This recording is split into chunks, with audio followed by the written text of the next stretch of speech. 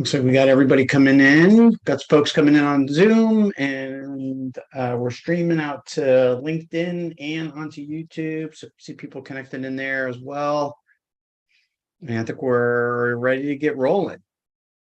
Well, welcome everyone. Thanks so much for taking some time to be with us as we talk about good decision hygiene.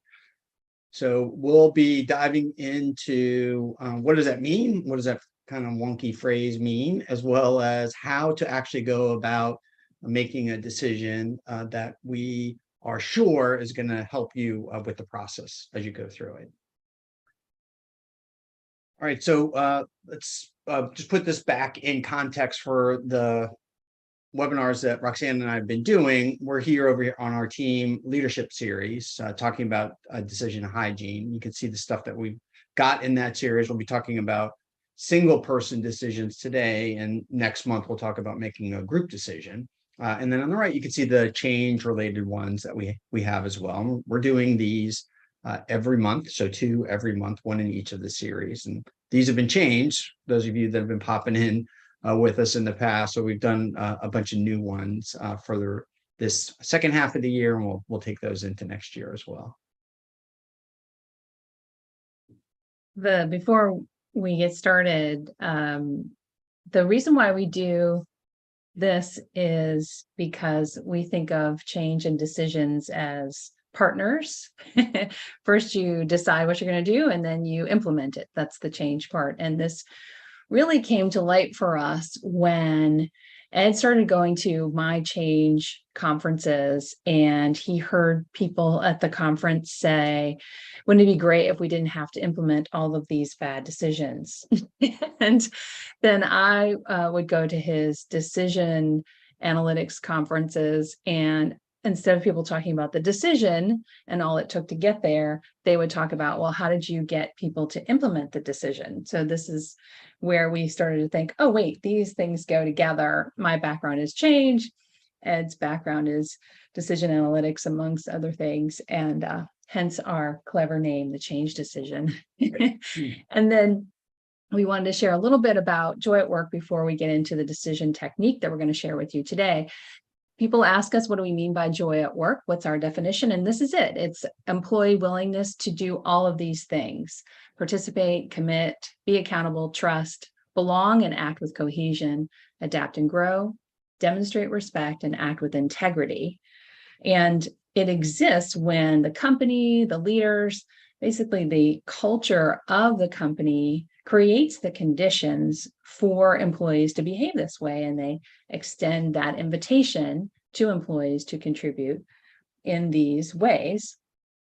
But of course, the employee has to accept that invitation, right? Because the company could do all of these things to create the culture, to invite employees to do this, but if they don't accept the invitation, it doesn't work. And vice versa. If you're an employee that's willing to trust, willing to adapt and grow, but the company doesn't value that, then it'll be hard for you to experience joy at work. And this comes out in our personal experience as well as the research that we do. This is our very simple change and joy model. This is how we see change and joy at work going together. When you implement change, it impacts the culture. It impacts joy at work. Again, those dimensions on the right-hand side. And then however much joy at work is already present impacts how well the change goes. So we see these two hand in hand as going together as concepts. And then simply put, joy at work, and this is one of our dimensions, trust. This is our specific definition for trust. Trust is the willingness to be dependent or to risk being dependent on others for their personal success. It's not necessarily defined that way commonly, but we think about what is the risk to an individual when they extend trust to other people. We've written a lot about this concept, so if you're interested in more about that, you can see that on our blog. You see lots of stuff on there about this on our blog. And so this is one of the dimensions that we're going to focus on as it relates to decision making, because you can actually grow trust with others depending on how you involve them and how you communicate the decision.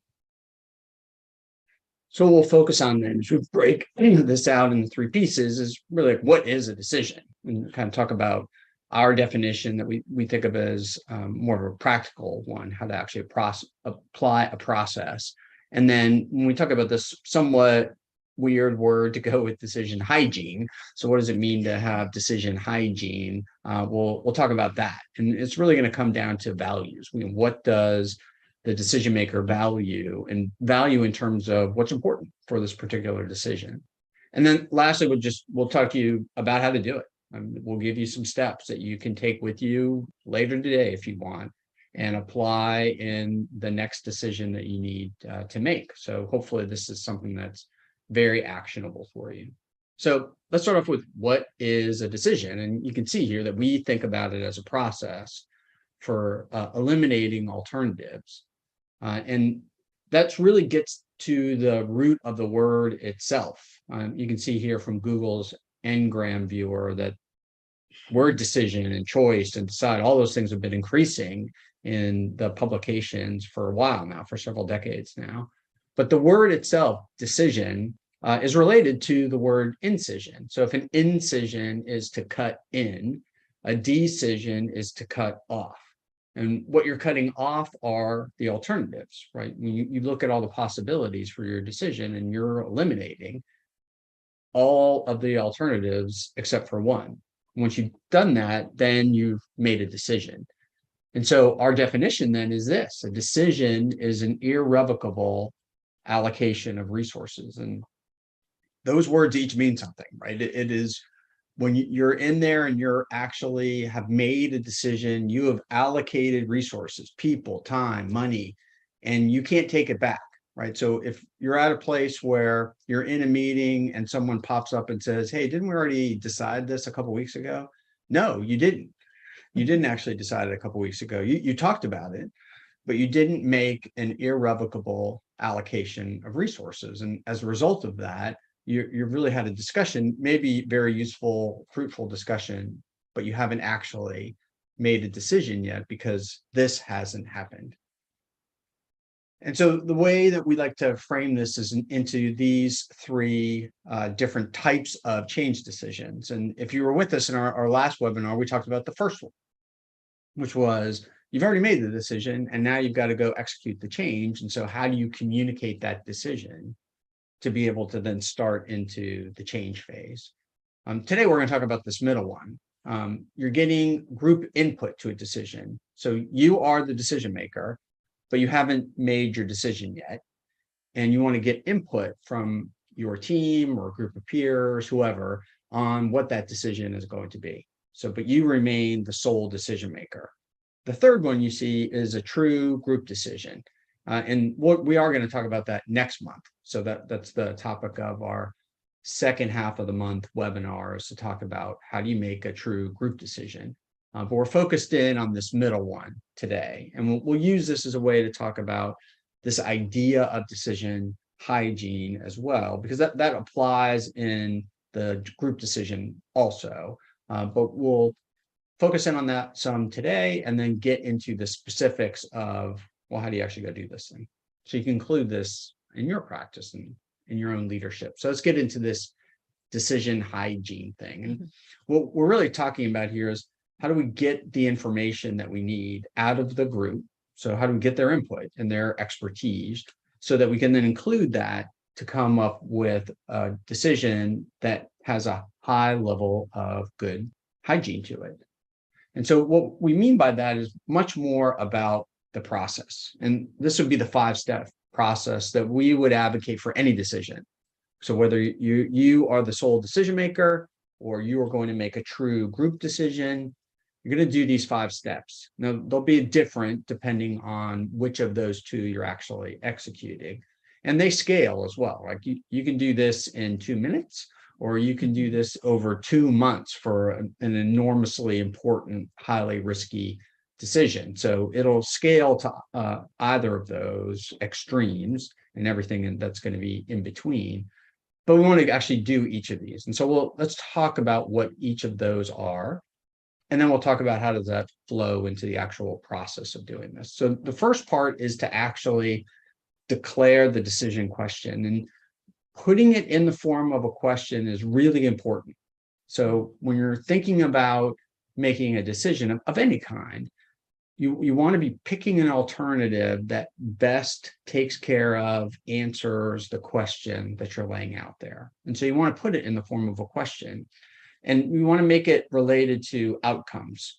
So not a specific alternative, but the thing that you want to see happen, right? So you don't want to set up a decision question that you're then going to put in front of a group where you are leading them to a particular alternative, because well, what's the point of getting their input if that's what you're doing? And even worse, you never want to put it in front of a group if you already made the decision. If you've already made the decision, great, then move on to the change, but never set it up for a group where it seems like they have input into the decision itself when really they don't. And you've already put this together.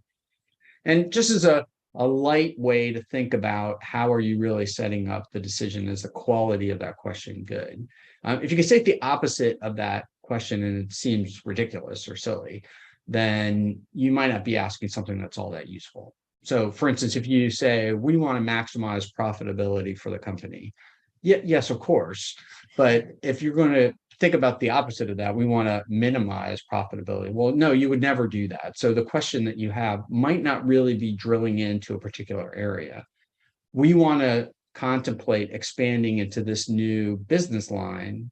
Yeah, that might actually be really interesting. We don't want to expand to that business line. That's a strategic question. That's an important strategic question. So let's just to have an example one in here, since this keeps popping up all the time. How do we start using our office so that we increase productivity without negatively impacting the culture? And set that up as an example question that we would go after. The next thing is to identify the other stakeholders. Who are you going to ask for input? This could be very easy, right? It's your team or it's your group of peers. But if it's not obvious, or you have something that's where you get to make choices, we would say go for a broad divergent group so that you get relevant, but a broad set of points of view about it. So you can think about how does each stakeholder widen the frame that you have, provide you information that you might not have access to yourself or might not be involved in yourself. And that will make it more difficult for sure to go after all of this, because now you got more points of view, but you likely get a better set of alternatives to go take a look at. And from a change perspective, for all of you out there who are leaning toward more of the change expert, this stakeholder question, in terms of who you would involve, imagine publishing the names of those people who are involved. Would it make sense to the rest of the group that those folks were involved in the decision? If they likely say yes, then you probably have good enough representation of cross stakeholders. If they are likely to say no, then you might want to either adjust who's involved or add more, so that there would be that feeling of everyone else that, okay, my perspective is probably represented well in this decision. So that's a way to think about how to figure out who should be in the decision-making conversation. Yeah, that's great. And then you want to think about, what do you value? And by that, I mean, what kind of criteria, what are the things that are going to help you to know whether or not the alternative that has been picked best answers the question that you've laid out? And that may be actually super simple. Like, you may know all the things you value, could reel them off easily. But for more complex decisions, it might be more complicated to do. And if you were to brainstorm a list of them, you might come up with a lot, like 20, 25, 30 of those sorts of things. And if you do, then our suggestion would be to put them into a hierarchy like this. Think about which ones lead into others. Usually you can put them in as umbrellas like that.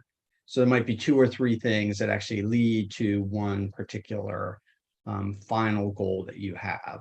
And so this kind of a hierarchy can help you to think your way through that. What we find, though, with individual decisions, where there's an individual decision maker, this step isn't usually that difficult to do. You usually can just reel off what are the things that you value. Next month, when we talk about doing a group decision, this becomes much harder.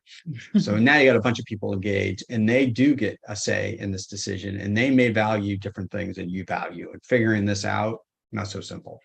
So we'll talk more about that next week. And then you want to use these to go and evaluate the alternatives that are there. Remember, once we've done that, we want to come back to this. A decision is an irrevocable allocation of resources. And so if it is, how do you know if you actually made the decision? Well, sometimes it could be easy, right? You wrote the check, you actually put people on the project, you turned left instead of turning right. I mean, there are things that happen that can be more obvious that you've made a decision. But a lot of times it's really comes down to, did you communicate it or not? And so a way to make a decision is to communicate it and say, this is our decision. And you may find that when you're in a group meeting, a great way to figure out is if you've made a decision is to say at the end of the meeting, okay, so this is what we're now going to go do. I'm moving this person to this project. We're going to spend money on this thing. We're stopping this effort, whatever that is, and see how many people pop up and go, whoa, whoa, whoa, I didn't think we were doing that. Then you'll know whether or not you made a decision. But if this is a sole decision maker setup, it's just you making the decision, then communicating it can be the right way to go. And you could think about all kinds of different ways to get there. Sometimes it could be super easy stuff, like you just got to post it out there. Other times you might want to bring a whole group of people together to really talk about what's going on. And you could think about that in terms of risk, right? The more risky it is, usually the richer the conversation needs to be. The less risky it is, the easier and easier it becomes. You know, a trivial example would be you put donuts in the break room. So you decide to put donuts in the break room. You send a message out to everybody. You probably don't need to talk about donuts being in the break room anymore, right? People know what to do after that. So you can think about that in terms of the level of risk that you've got and what you really want to pay attention to in terms of the communication. But once you've done that, you've got that out the door. So we urge you to think about these 5 things. We're going to think the key takeaways from decision hygiene are, number 1, get this into the form of a question that you can state it up front so it's clear for everybody what you're trying to decide. Pick the people that you want to get input from. Who are the stakeholders that would matter? Try and go as broad as you possibly can. And you can use the technique that Roxanne mentioned, which is to think about other people and what would they say about those stakeholders and would they feel that they've been represented? Think about what do you value? What are the criteria that you're going to use to make this decision? Brainstorm a bunch of different alternatives. That's going to come out of the conversation. We're going to talk a bit more about how to get to that in just a moment. And then evaluate those alternatives so that you finally can make and communicate that decision.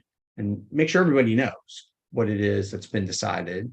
And from there, you're now moving into the change portion of how we would think about a change decision and working through how do you help people to be able to change.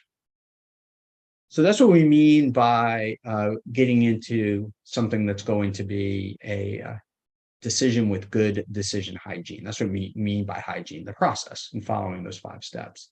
But let's go and just think about something that's a bit more particular here and get into like how this might actually go. So a lot of the things that Roxanne and I have heard over the last 9 months or so now about people coming back into the office really wrap around these 3 things. So we're worried about our culture, and what makes us special is kind of going away because we're not together. We're not as productive as we used to be, even though people might be working lots and lots of hours. We're not getting what we want out of it. And there's a bunch of guesses about that, but most of them have to do with how well are we able to communicate and share ideas and build on those. And then the balance between work and life, in some ways, has gotten worse. Some places are better because you can actually do things that you wouldn't have been able to do because you were home.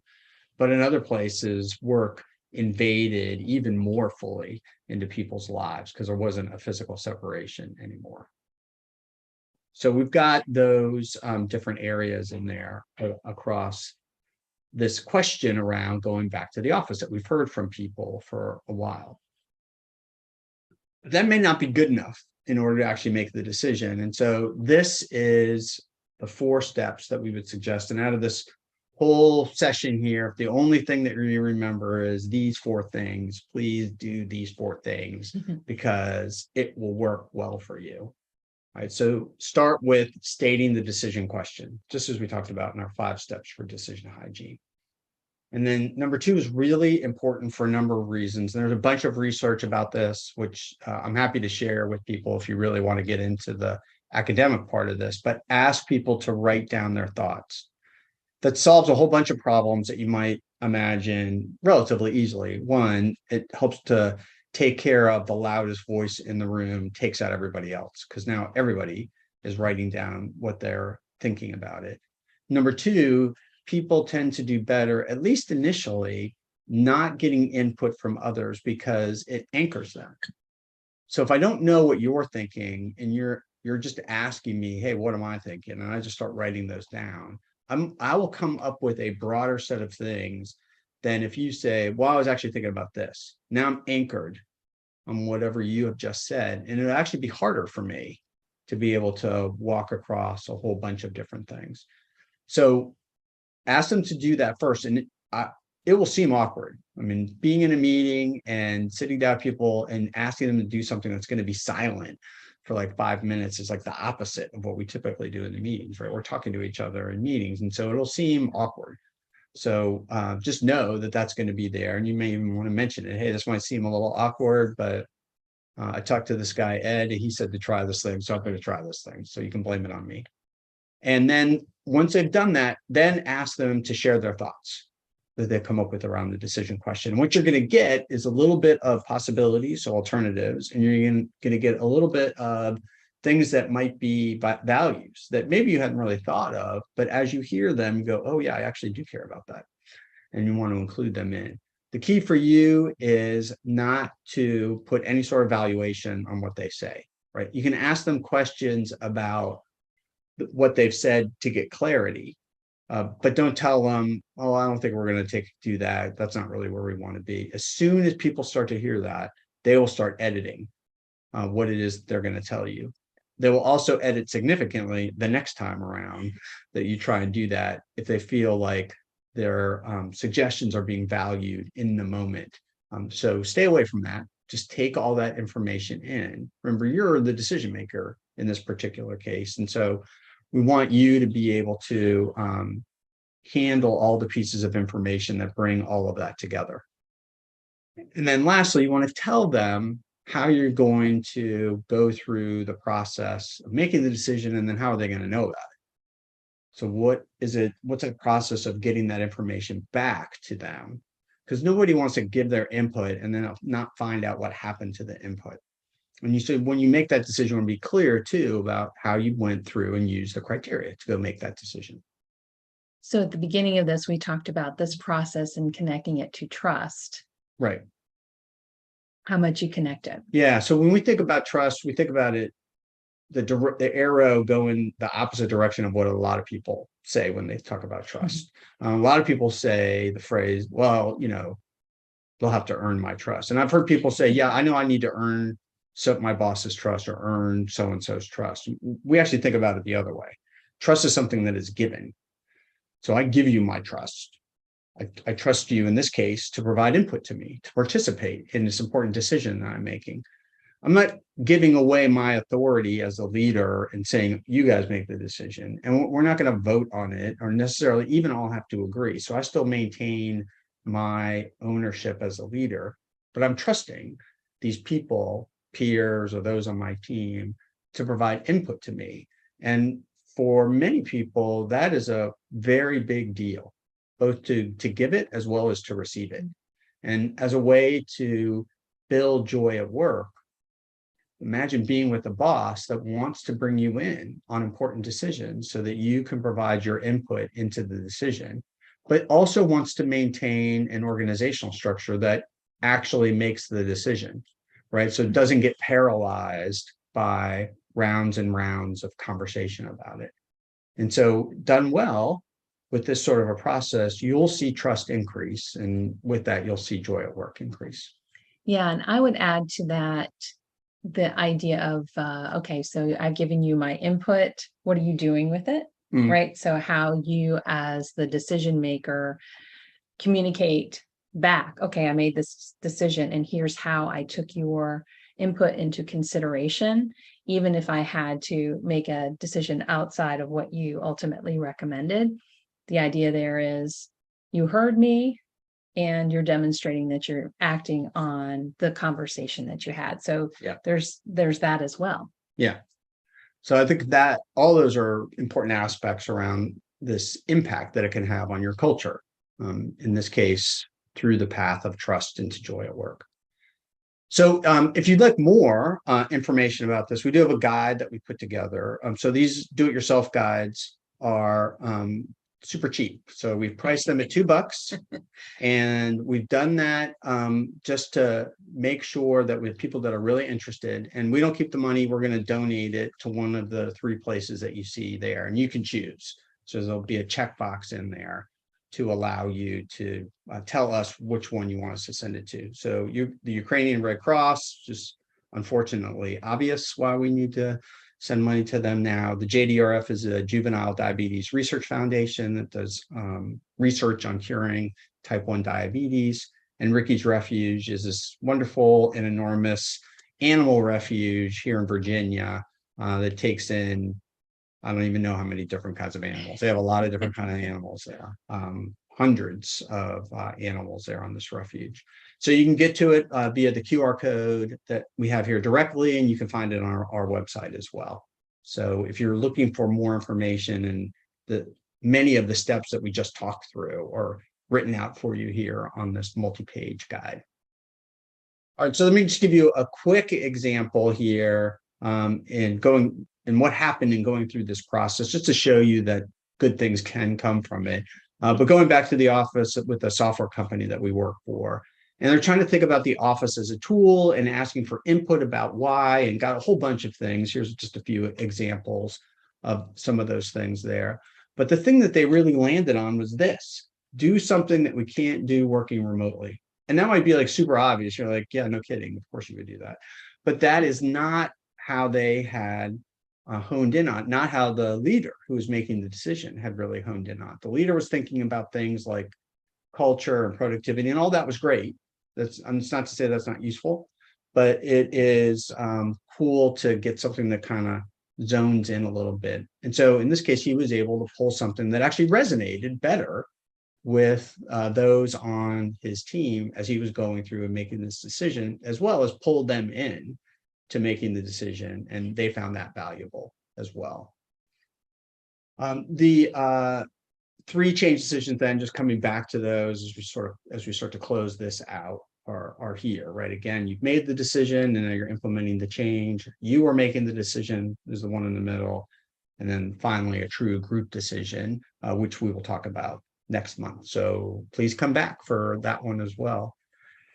And so as a reminder, we ask you to think about the process, right? Think about how you want to have a process that gives you good hygiene, and then go through that really thinking about your values. So what are the things that you value? That's going to be the key to making a really high quality decision, and using your team or your peers to help you understand both the things that might be important as well as possible alternatives is a great way to widen your frame, and with that, make a better decision than you might have made before.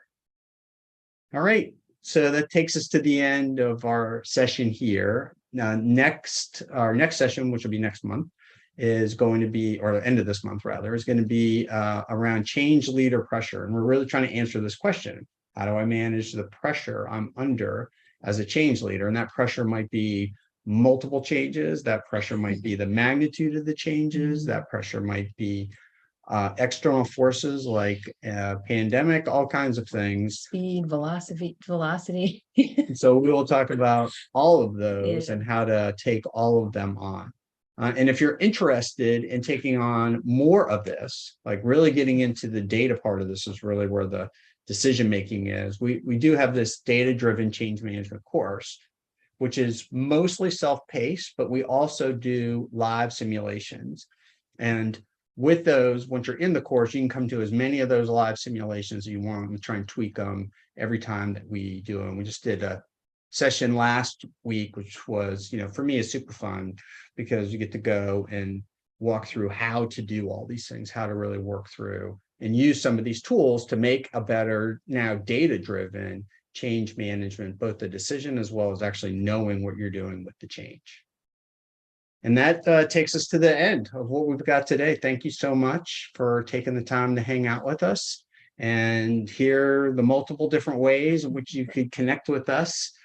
Find us on the website or send us an email, and lots of different ways to see the kinds of things that we're doing and writing. And so with that, and we're here at the end of our time, I'll just say thank you. And if you've got other thoughts or questions, please send them our way and we'll be happy to get back to you. Thanks, everyone.